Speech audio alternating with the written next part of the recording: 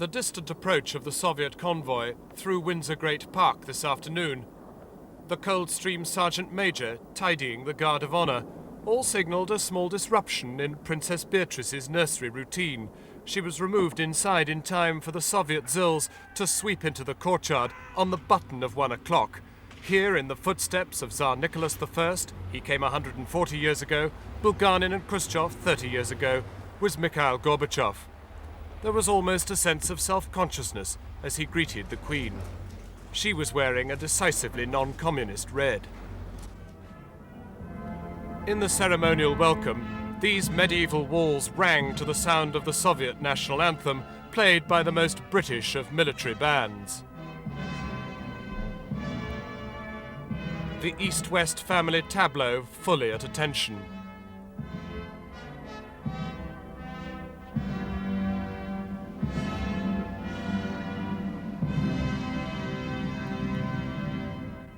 Here, it wasn't the flag of the hammer and sickle that was the problem, but he sorted it out in time for his major to address upper-crust Russian at the visitors.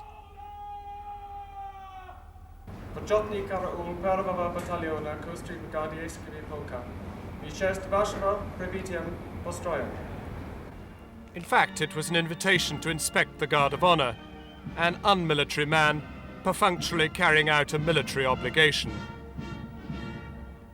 Inside the state apartments of the castle, the Queen conducted the Gorbachevs into the Waterloo Chamber, one of the few palace suites in Europe that can rival the finery of the great Kremlin halls that Mr. Gorbachev inherited from the Tsars.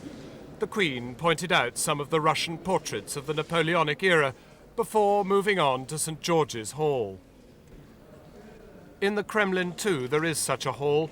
It was sometime between now and the end of lunch that the invitation was issued, and the Queen said how much she'd like to see the Kremlin, visit the great art treasures of Leningrad and the Tsar's village, where her forebears had their palaces.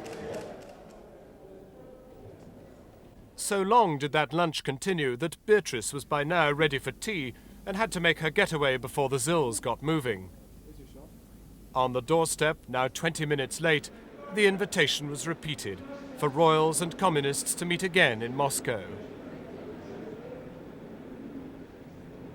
The Soviets see such a visit by the Queen as a symbol of British and possibly Western approval of all the changes that have been wrought through perestroika.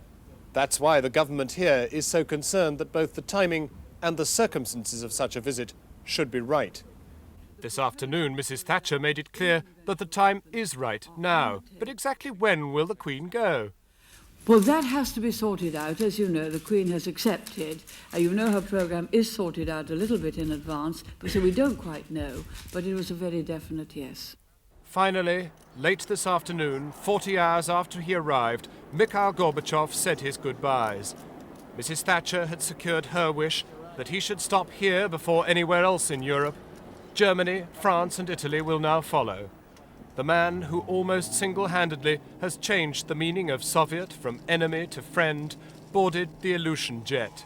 The collective cabinet waving below was as demonstrative as the flat presidential palm against the window of his plane. After taking off, he lingered an extra turn in British airspace before heading for home. Jon Snow, News at 10, Heathrow.